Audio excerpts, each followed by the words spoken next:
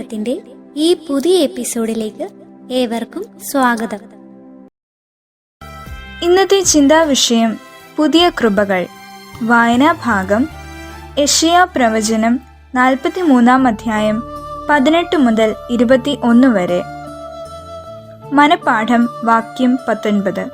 ഇതാ ഞാൻ പുതിയതൊന്ന് ചെയ്യുന്നു, അതിപ്പോൾ ഉത്ഭവിക്കും, നിങ്ങൾ അതറിയുന്നില്ലയോ? അതെ, ഞാൻ മരുഭൂമിയിൽ ഒരു വഴിയും നിർജ്ജന പ്രദേശത്ത് നദികളും ഉണ്ടാക്കും. ദൈവം നമ്മോട് എത്ര കരുണ കാണിച്ചു! യാഗത്തിലല്ല, കരുണയിലത്രേ ഞാൻ പ്രസാദിക്കുന്നത്. മത്തായി 9:13 എന്ന് യേശു പറഞ്ഞതിനാൽ അതേ കരുണ നാം മറ്റുള്ളവരോടും കാണിക്കേണ്ടതല്ലയോ? ദൈവം തൻ്റെ ജനത്തെ യഥാസ്ഥാനപ്പെടുത്തുന്നത് ക്ഷമയിലൂടെയാണ്. നേരത്തെ നാം ചെയ്ത അകൃത്യം ദൈവം ഓർത്തില്ല എന്നാണ് ഇന്ന് നാം വായിച്ച വേദഭാഗം നമ്മെ ഓർമ്മിപ്പിക്കുന്നത്.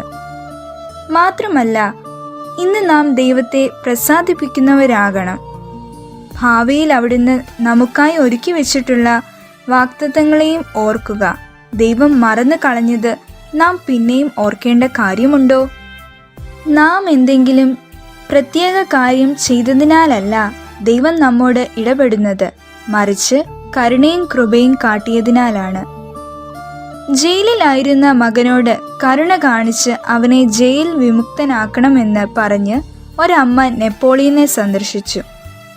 അദ്ദേഹം പറഞ്ഞു, നിങ്ങളുടെ മകൻ ദയ അർഹിക്കുന്നില്ല. അതിന് മറുപടിയായി അവർ ഇപ്രകാരം പറഞ്ഞു, അതേ യജമാനനെ, അവൻ ദയ അർഹിക്കുന്നില്ല. എന്നാൽ അമ്മ എന്ന നിലയിൽ ഞാൻ ദയ യാചിക്കുകയാണ്. മറുപടിയായി നെപ്പോളിയൻ പറഞ്ഞു, അതെ, ഞാൻ അപ്രകാരം ചെയ്യുന്നു. പ്രിയ കുഞ്ഞുങ്ങളെ, കരുണ കാണിക്കുന്ന ദൈവത്തിന് മുൻപാകെ പഴയതെല്ലാം നൽകുക. പുതിയ തീരുമാനങ്ങളോടെ നമുക്ക് ആയിരിക്കാം. ചിന്ത: നാം ചെയ്തു പോകുന്ന അകൃത്യങ്ങളെക്കാൾ വലുതല്ല ദൈവിക കൃപയും കരുണയും.